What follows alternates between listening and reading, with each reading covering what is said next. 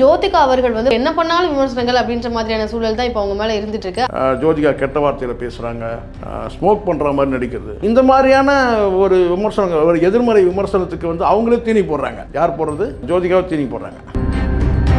பாசிட்டிவான தகவல் நிறைய இருக்குது. ஜோதிகா படம் ஓடலைன்னா அந்த சம்பளத்தை கூட பாதி சம்பளம் திருப்பி கொடுத்துருவாங்கன்னா நிறைய தகவல் வந்து பெண்களை வந்து சும்மா தான் பயன்படுத்த. அது இப்போ சொல்கிறது அதுதான் இங்கே என்ன கேட்டால், ஏற்கனவே உங்களுக்கு முக்கியத்துவம் கொடுக்காமையான்னு நீங்கள் வந்து ஒரு முன்னணி நடிகை ஆனீங்க. நான் கேட்குறேன், நீங்கள் மும்பை போனதை வந்து நீங்கள் நியாயப்படுத்துறீங்க. இதே தமிழ் இண்டஸ்ட்ரி உங்களை வந்து நடிகை அடையாளம் காட்டுச்சா, மும்பை இண்டஸ்ட்ரி அடையாளம் காட்டுச்சா? நீங்கள் சொல்லுங்கள். இருக்க அடுத்தடுத்து இப்போ நீங்கள் ஜோதிகாவால் பல சிக்கல்களை இவங்க சந்திக்கிறாங்க. ஒட்டுமொத்தமாக சிவகுமார் குடும்பம் வந்து அந்த செல்லை தட்டின பிறகு ஒரு நெகட்டிவ் பார்வை வந்து சிவகுமார் ஃபேமிலியில் வந்து எனக்கு தெரிஞ்சுன்னு கேட்டால் வந்து அடுத்த படம் வந்து சூர்யாவுடைய வெற்றியை பொறுத்து தான் அவருடைய கெரியரே இருக்குன்னு நான் நினைக்கிறேன். நேயர்களுக்கு வணக்கம். இன்று நம்மோடு இணைந்திருக்கிறார் திரு சேகுவேரா ஜெய்சங்கர் அவர்கள். வணக்கம். வணக்கம். வணக்கம் சார். சமீபத்தில் ஜோதிகா அவர்கள் வந்து பல விமர்சனங்களுக்கு உள்ளாகிட்டு இருக்கிறாங்க அப்படின்றத நம்மளால் பார்க்க முடியுது. பாம்பேக்கு போனதுக்கு அப்புறமேலேருந்து அவங்க மேலே பலவிதமான விமர்சனங்கள், என்ன பண்ணாலும் விமர்சனங்கள் அப்படின்ற மாதிரியான சூழல் தான் இப்போ அவங்க மேலே இருந்துட்டு இருக்கு. அந்த வகையில் இப்போ அவங்க சமீபத்தில் நிறைய நேர்காணல்களில் தமிழ் இண்டஸ்ட்ரியை பற்றி தரைக்குறைவாக பேசிட்டாங்க. அதாவது பெண்களுக்கு வாய்ப்புகளே கொடுக்க மாட்டாங்க, மேல் சென்ட்ரிக் மூவிஸ் தான் இருக்கும், பெண்களை வந்து டான்ஸ் ஆடுறதுக்கு மட்டும் தான் பயன்படுத்துவாங்க அப்படின்றத வந்து ஒரு இன்டர்வியூ இல்லாமல் அவங்க எங்கெல்லாம் போய் இன்டர்வியூ கொடுக்குறாங்களோ, எந்த ப்ரமோஷன்ஸ் தான் போகிறாங்களோ அங்கெல்லாம் வந்து கேள்விகளோட அதை பதிவு பண்ணுறாங்க. இது அவங்க மேலே வந்து பெரிய கோபத்தை வந்து தமிழ் சினிமா இண்டஸ்ட்ரி இருக்கக்கூடியவங்களுக்கு ஏற்படுத்தியிருக்கு.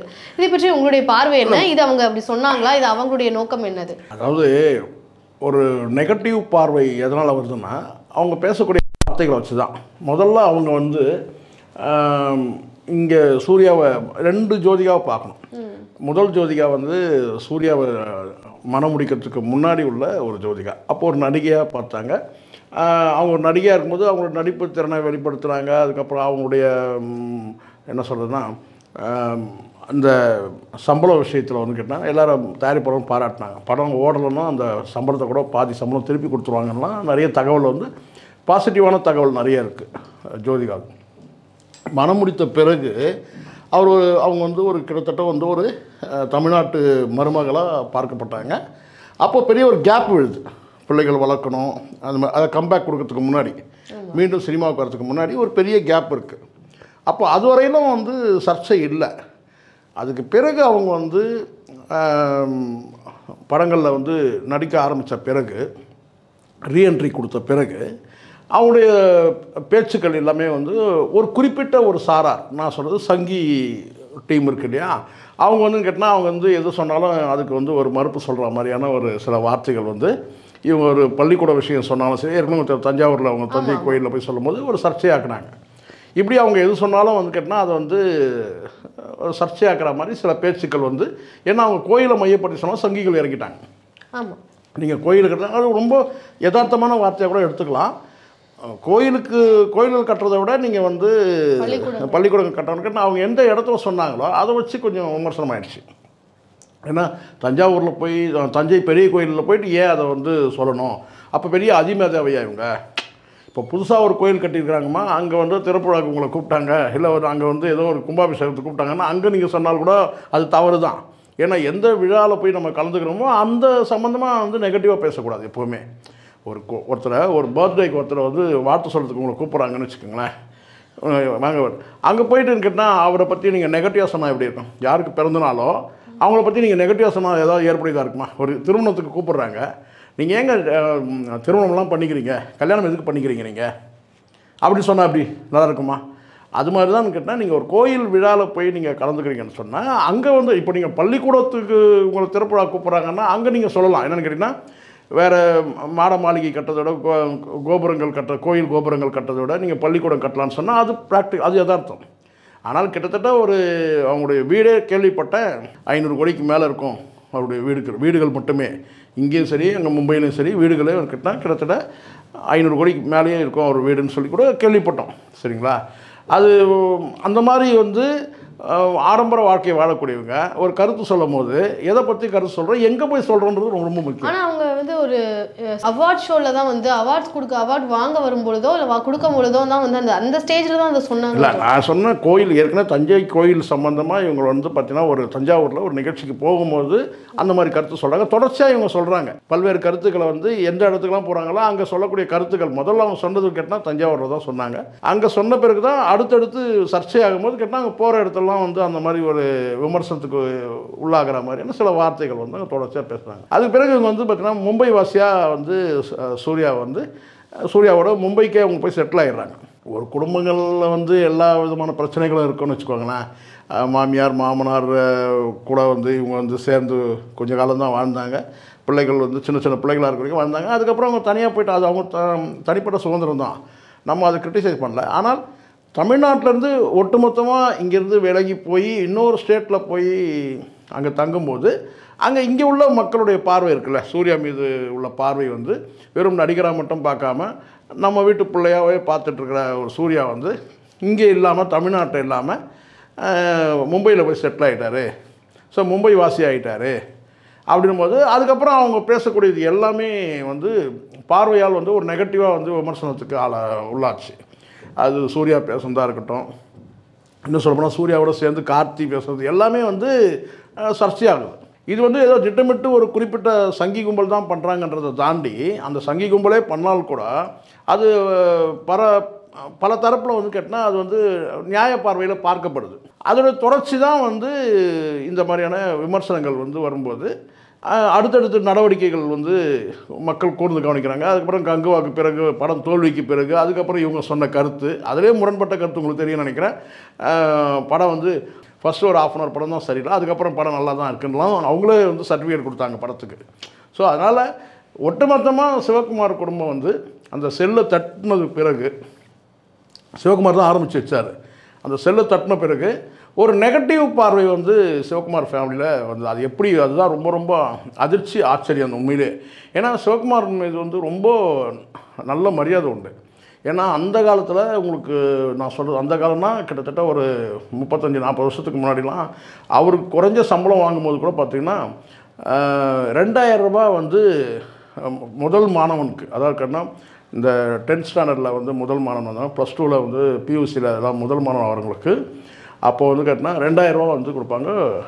தினத்தந்தியில் ஹெட்லைனில் வரும் 20,000 ரூபாய் இல்லை 2000 ரூபாய். அதாவது அவர் குறைஞ்ச சம்பளம் வாங்கும்போது அப்போ 2000 ரூபானா பெரிய பணம்ல அந்த காலத்தில். அந்த மாதிரி வந்து நிறைய நல்லது செஞ்சுருக்காரு அவர். படிப்புக்கு இன்றைக்கி இல்லை, நடிகரில் எனக்கு தெரிஞ்ச கல்விக்கு வந்து ரொம்ப முக்கியத்துவம் கொடுத்து பிள்ளைகளை ஊக்குவிச்சது வந்து கிட்ட சிவகுமார். எந்த சந்தேகமும் இப்போ ஜோதிகா அவர்கள் வந்து நேர்காணலில் வந்து இப்போ தமிழ் இண்டஸ்ட்ரியை வந்து இந்த மாதிரி பெண்களுக்கு முக்கியத்துவம் இருக்காது, பெண்களை வந்து சும்மா தான் பயன்படுத்த அது இப்போ சொல்கிறது அதுதான் இங்கே என்ன கேட்டேன். ஏற்கனவே உங்களுக்கு முக்கியத்துவம் கொடுக்காமையா நீங்கள் வந்து ஒரு முன்னணி நடிகை ஆனீங்க நான் கேட்குறேன்.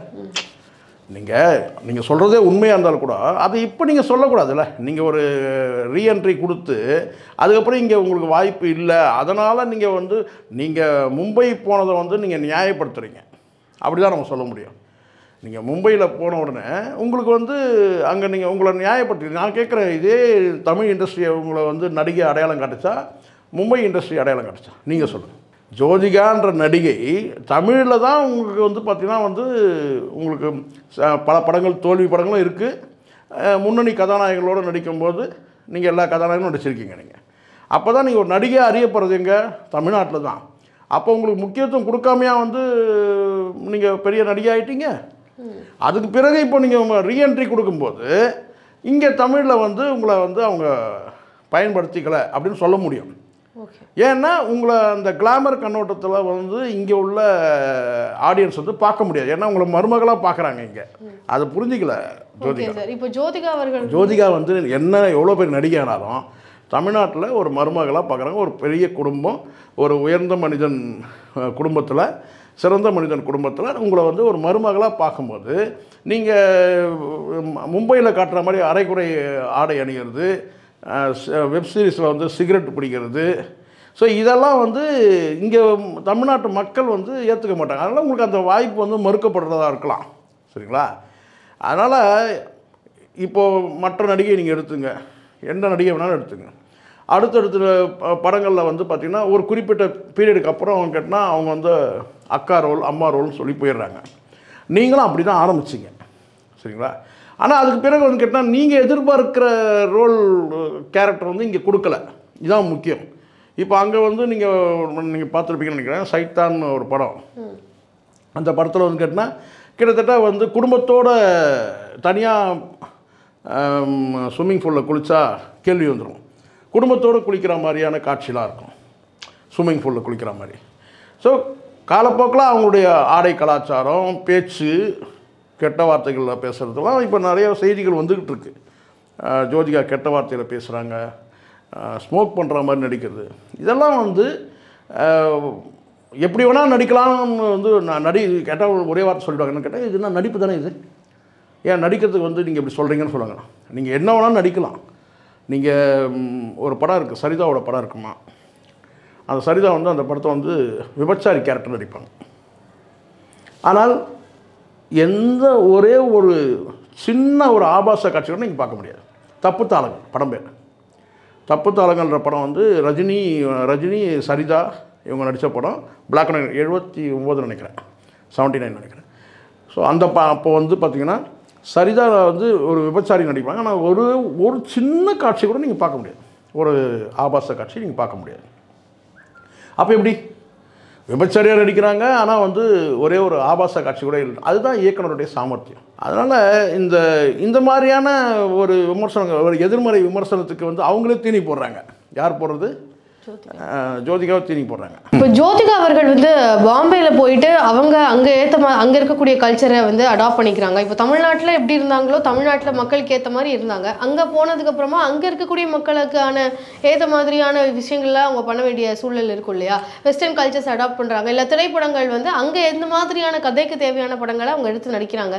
ஸோ அதை வந்து தமிழக மக்களுக்கு புரிஞ்சு கொள்ள முடியல அப்படின்ற மாதிரி எடுத்துக்கலாமா? இல்லை, தமிழக மக்களை பொறுத்து பிரச்சனை இல்லைம்மா. இது ஜோதிகாவை பொறுத்த வரைக்கும் கேட்டிங்கன்னா, இப்போ நான் கேட்குறேன், அங்கே நடிக்கிற ஒரு ஹேமமாலினியாக இருக்கட்டும், இன்னும் எவ்வளோ நடிகைகள் இருக்கிறாங்க, எல்லாருக்கிட்டையும் அந்த விமர்சனம் வருதான்னா இல்லை.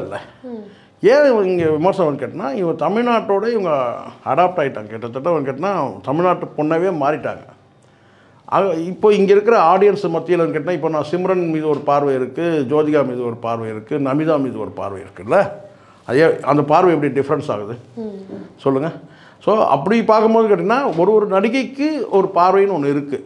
அது எந்த நடிகைனா இருக்கட்டும், அவங்க எந்த மொழியில் கூட நடிக்கட்டும்.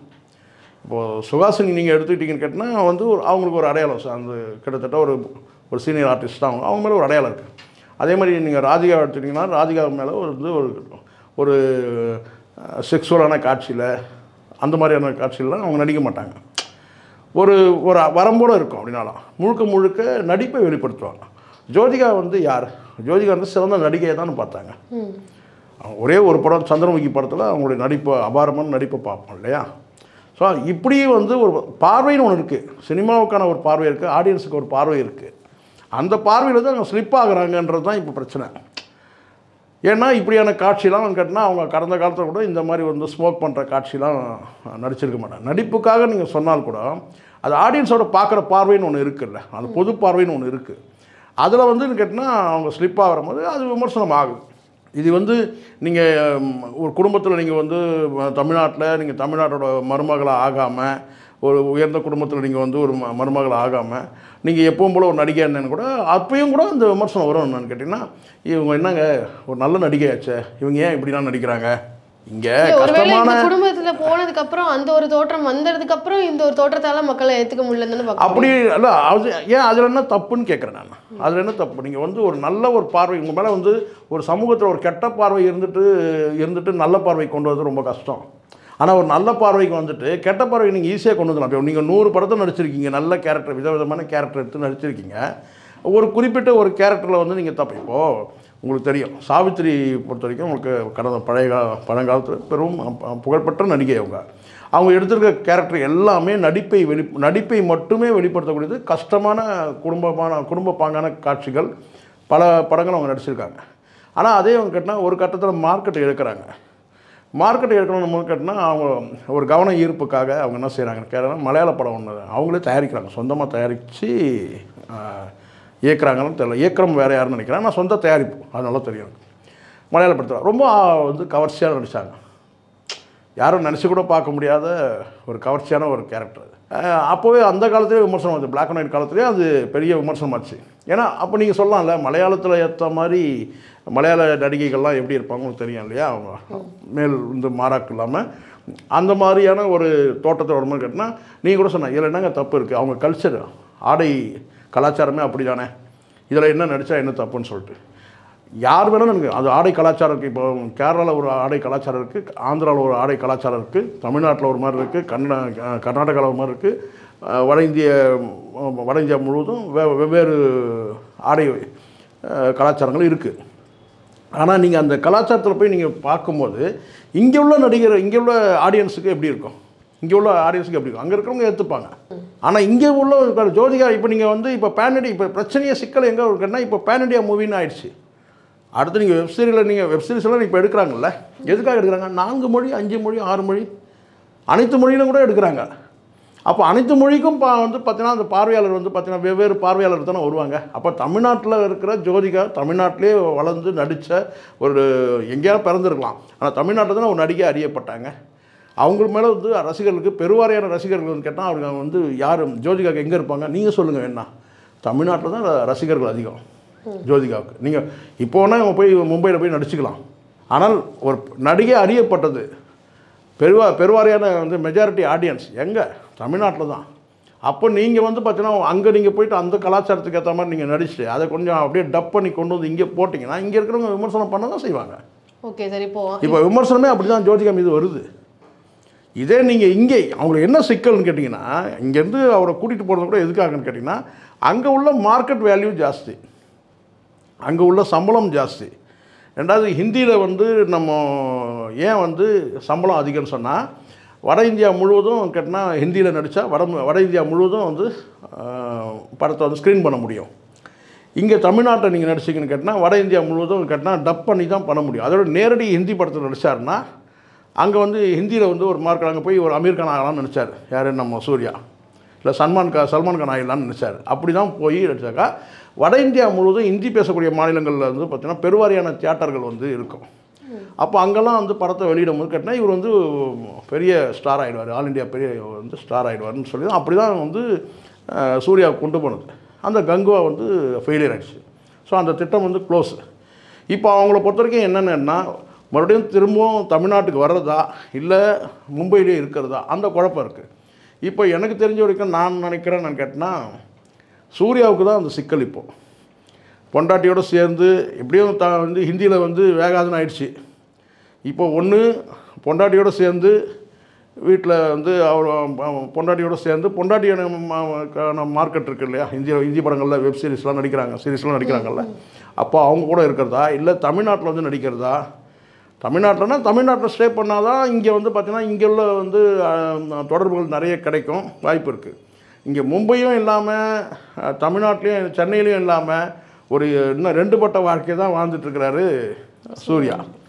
ஏன்னா அடுத்தடுத்த படங்கள் இங்கே வந்து ஷூட்டிங் இருக்குது, வராங்க, நடிக்கிறாங்க, எல்லாம் போகிறாங்க. பட் இருந்தாலும் அந்த வாசம் என்பது மும்பை வாசியாக தான் இருக்கிறார் அவர். ஸோ அது எதுக்காகனா மனைவிக்காக. ஸோ அதனால் எனக்கு தெரிஞ்சுன்னு கேட்டால் வந்து அடுத்த படம் வந்து சூர்யாவுடைய வெற்றியை பொறுத்து தான் அவருடைய கெரியரே இருக்குதுன்னு நான் நினைக்கிறேன். நல்லபடியாக வரட்டும், நமக்கு ஒன்றும் கெட்ட எண்ணம் எதுவும் கிடையாது. ஆனால் வந்து கொஞ்சம் வந்து கண்ட்ரோல் இருக்கணும். இங்கே யாராவது ஒரு விஷயம் சொல்கிறோமா, இது வந்து நான் ப்ராக்டிக்கலாக சொல்கிறேன். கண்ட்ரோல்னு கேட்டிங்கன்னா ஒருத்தர் ஆளுமைப்படுத்துறது கிடையாது. ஒருத்தருக்கு ஒருத்தர் வந்து பார்த்திங்கன்னா ஒபீடியண்ட்டாக இருக்கிறது.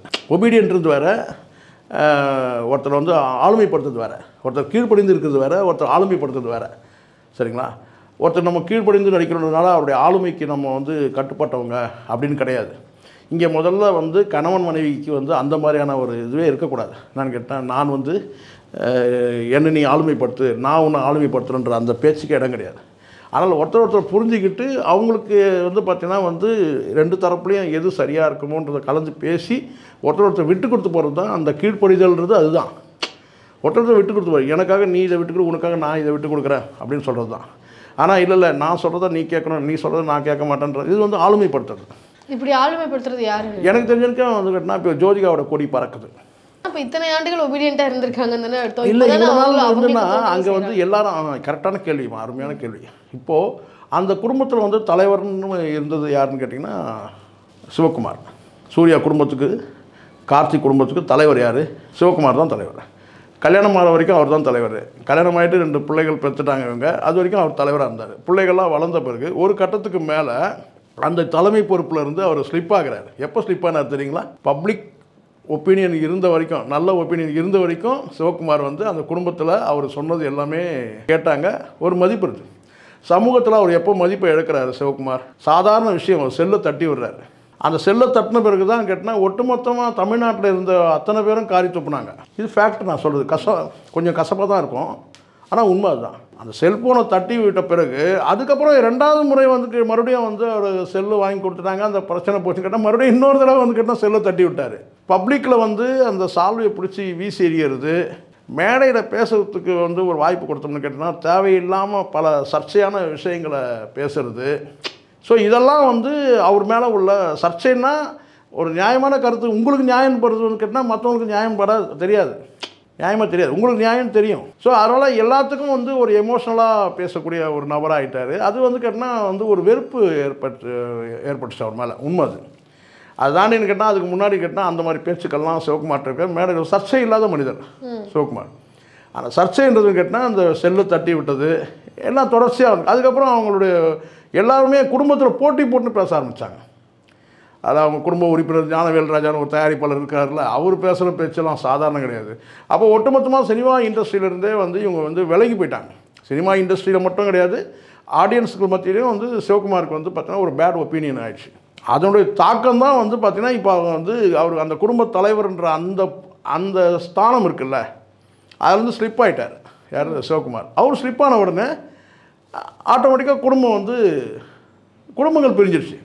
அவங்க பிள்ளைகளை கூட்டிகிட்டு அந்தம்மா வந்து மும்பை போயிட்டாங்க, சூர்யாவும் போயிட்டார். இவங்களுடைய பேச்சுக்கள் ஈடுபடல. அதுதான் நான் சொல்கிறது. எப்போவுமே இந்த கூட்டு குடும்பம்ன்றது வந்து ஒரு ரொம்ப ஜாக்கிரதையாக கையாளணும். ஒரு கண்ணாடி பாத்திரம் மாதிரி. அதை வந்து ஒரு கட்டத்தில் வந்து பார்த்திங்கன்னா வந்து ஒரு செல்லை தட்டி விட்டதன் மூலமாக கேட்டினா அவருடைய மரியாதை குறையும் போது ஆட்டோமேட்டிக்காக எல்லாமே சதஞ்சிடும். அந்த மெரிட் இருக்கணும். இங்கே பல சந்தர்ப்பங்களில் வந்து கேட்டினா நம்ம வந்து அதுக்கப்புறம் மேடை பேச்சுக்கள் எல்லாமே சிவகுமார் பேசுனது எல்லாமே கேட்டினா ஒரு குறிப்பிட்ட கால சூழல்னு ஒன்று இருக்குல்ல. இன்றைக்கி வந்து சங்கிகளுடைய ஆதிக்கம் இந்தியா முழுவதும் இருக்குது. அப்படி இருக்கும்போது கேட்டினா அவருடைய மேடை பேச்சுக்கள் வந்து பார்த்திங்கன்னா ஒரு சார்புக்கு வந்து பார்த்திங்கன்னா ஒரு வெறுப்பு இருக்குது. நமக்கு இல்லை, ஆனால் வெறுப்பு. அது மூலமாக கேட்டால் கட்டம் கட்டுறாங்க, எப்படா இவங்க சிக்குவாங்க அப்படின்ற மாதிரி. அப்போ அடுத்தடுத்து அவங்கவுங்க பேசுகிறாங்க, ஆளாளுக்கு போட்டி போட்டு. ஜோதிகா ஒரு பேச்சு, சூர்யா ஒரு பேச்சு, ஞானவேல்ராஜா ஒரு பேச்சு. கடைசியாக அந்த லட்டு விஷயத்தில் பார்த்தோம், கார்த்தி அசிங்கப்படுது ஆந்திராவில். ஸோ இப்படி வந்து இவங்களுக்கு நெகட்டிவாகவே ஆயிடுச்சு. அதுதான் நான் சொல்கிறேன், ரொம்ப ஜாக்கிரதையாக இருக்கணும். நம்ம வந்து மற்றவர்கள் பார்வை வந்து நம்ம மீது இருக்குதுன்னா ஒட்டுமொத்தமாக கேட்டால் அப்பா 2 பிள்ளைங்களும் பெரிய ஸ்டார் ஆகிட்டாங்கப்பா.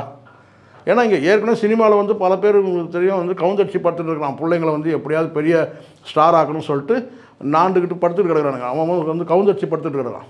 ஏன்னா பிள்ளைகளை வந்து ஆளாக்க முடியல. யார் வேணால் நீங்கள் எடுத்துங்க. உதாரணத்துக்கு சத்யராஜா எடுத்துங்க, அவர் பாக்கியராஜா எடுத்துங்க, இன்னும் எத்தனையோ வந்து ஏன் பாரதி ராஜா எடுத்துங்க. பிள்ளைகளை வந்து பெரிய ஸ்டார் ஆக்க முடியல. என்னென்னமோ பண்ணுறாங்க. சட்டியில் தானே அகப்பையூர் வரும் இல்லை. நடிக்க தெரியாத பிள்ளைகளை வச்சுக்கிட்டு நடிடான்னா என்ன பண்ணுவாங்க? அது பாரதி ராஜா பையனாக இருக்கட்டும், பாக்கியராஜ் மகனாக இருக்கட்டும், நடிப்பு வரல. அப்பாவுக்கு நடிப்பு தான் பிள்ளைங்களுக்கு வரணும்னு தான் இருக்காங்க. ஆனால் அந்த வகையில் வந்து கேட்டால் சிவகுமாருக்கு அந்த மாதிரி இது கிடையாது. நீங்கள் கார்த்தியை கூட நீங்கள் அப்படி தள்ளி விட்டுற முடியும், சூர்யாவை வந்து நீங்கள் ஒதுக்கவே முடியாது. அப்படிப்பட்ட ஒரு பிறவி கலைஞன் சூர்யா. அப்படி இருக்கும்போது அப்போ அந்த இடத்துல ஒட்டுமொத்த பார்வையும் சிவகுமார் மேலே இருக்கும்போது, அந்த குடும்பத்தின் மீது இருக்கும்போது ரொம்ப எச்சரிக்கையாக இருந்திருக்கணும். அப்போ அது வந்து கேட்டால் சமூகத்தோட பார்வை நம்ம கேட்டால் அப்போ சமூகத்தில் நம்ம எப்படி நடந்துக்கணுன்றதை விட்டுட்டு ஆணவமாக நடந்துக்கிட்டாங்க. சிவகுமாரே ஆணவமாக நடந்துக்கிட்டார். இந்த சால்வை தூக்கி வீசி போடுறது, என்னடா இவ்வளோ கேமரா நம்மளை பார்த்துட்ருக்கே அப்படின்ற ஒரு இது இல்லை. அதனால் இதுதான் இவங்களுக்கு நெகட்டிவ் ஆகிடுச்சின்னு நினைக்கிறேன். ஸோ இப்போ அதுக்கப்புறம் தான் இவங்களுக்கு வந்து ஒரு இறங்கு முகம்ன்றது, இந்த கங்குவான்ற படம் பெரிய அளவில் இவங்க எதிர்பார்த்தாங்கள்ல, அது போகலைல்ல. அதனால் இனிமேல் வர இப்போ இருக்க அடுத்தடுத்து இப்போ நீங்கள் ஜோதிகாவால் பல சிக்கல்களை இவங்க சந்திக்கிறாங்க. அவங்களுடைய குடும்ப பெருமைன்னு ஒன்று இருக்குல்ல, சினிமாக்காரனா குடும்ப பெருமை இருக்கக்கூடாதா? சினிமாக்காரனா தான் வந்து பார்த்தீங்கன்னா அவன் ரொம்ப கீழான பார்வை பார்க்க முடியாதுல்ல. அப்போ சினிமாவில் வந்து பார்த்தீங்கன்னா சிவகுமார் சமூகத்திலும் சரி, சினிமா துறையிலையும் சினிமா குடும்பத்திலையும் சரி ஒரு உயர்ந்த இடத்துல இருக்கிறாரு. அப்போ அவங்க வந்து ஸ்டெப் டவுன்னும் போது பார்த்தீங்கன்னா இது வந்து கொஞ்சம் வருத்தமாக தான் இருக்குது. ஓகே சார், இன்றைக்கு ஜோதிகா அவர்கள் மீது எழுந்துள்ள விமர்சனங்கள் குறித்து பல விஷயங்கள் எங்கிட்ட பகிர்ந்துகிட்டதுக்கு ரொம்ப நன்றி. நன்றி.